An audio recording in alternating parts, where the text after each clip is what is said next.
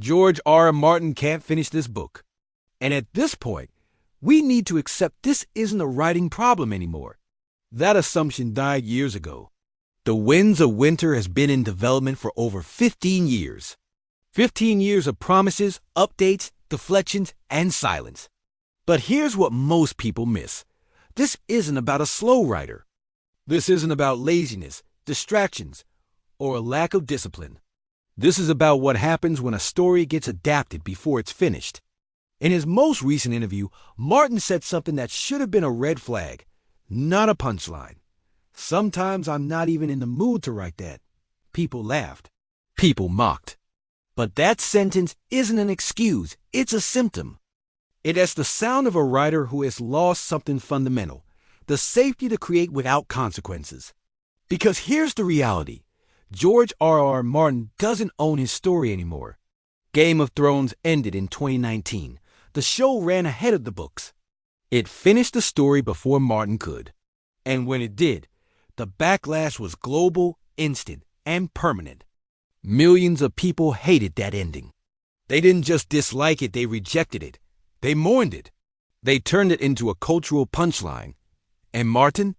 He's still writing the same story. Think about that for a second. He's trying to finish a narrative that's already been judged, dissected, and condemned in the public mind. Every choice he makes now exists in the shadow of HBO's version. Every character decision will be compared. Every plot turn will be scrutinized. Every ending he writes will be read as a response, not a choice. Every character arc will be compared to what HBO already did. He's not writing a book anymore. He's writing a rebuttal.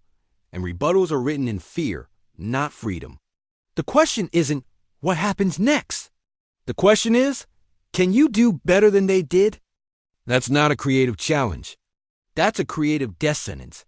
This is what I call narrative custody loss.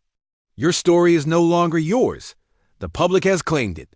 The adaptation has rewritten the emotional contract between author and audience. And once that happens, finishing becomes dangerous. But it's not just Martin. It's not even just about one HBO show. This is a pattern, a cycle, a trap that's been springing on authors for decades. And Martin isn't caught in one trap, he's caught in 5. Trap 1. Your story is no longer yours. Once an adaptation airs, the story becomes public property in the cultural sense. The author's intent becomes secondary to the audience's interpretation. The screen version becomes the default in collective memory. From that moment on, every ending becomes a risk. Trap 2. Fans are writing instead of you. Backlash doesn't just criticize, it prescribes. Fans don't just say what they hated.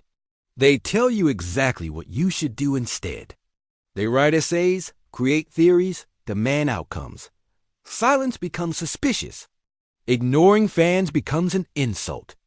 From this point on, every page will be judged before it's written. Trap 3. End it wrong. Your career ends. There's no second draft for a published ending. There's no patch update. If you finish your book and the audience rejects it, that rejection becomes permanent canon. Your legacy gets locked in place. There's no second chance. The backlash is permanent. Trap 4.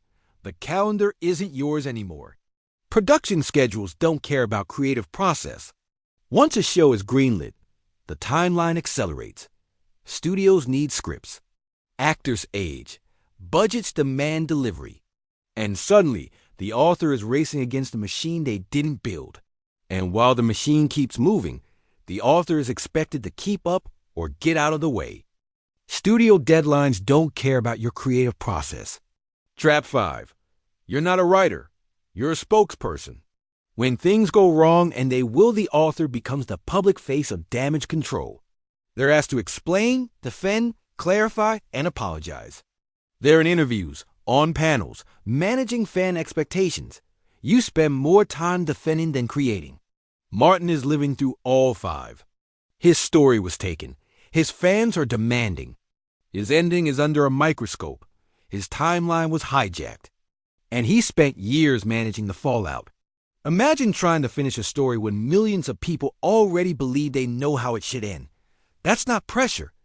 That's paralysis. So when he says, "Sometimes I am not even in the mood," maybe we should stop laughing and start listening. Because this isn't writer's block. This is adaptation physics.